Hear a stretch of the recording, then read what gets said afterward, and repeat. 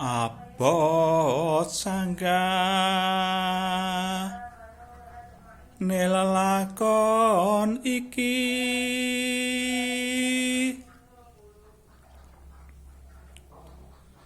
wolak-wali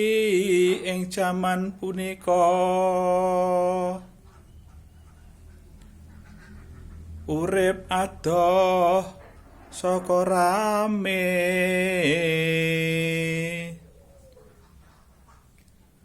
srana ngudi rahayu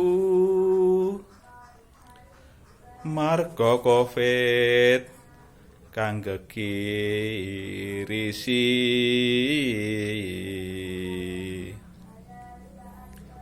gawe gegere donya prasasat teridu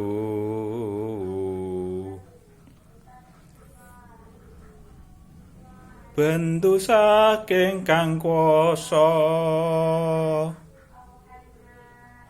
pemut mring manungsa kang lirwa ing Gusti mukya tembera harja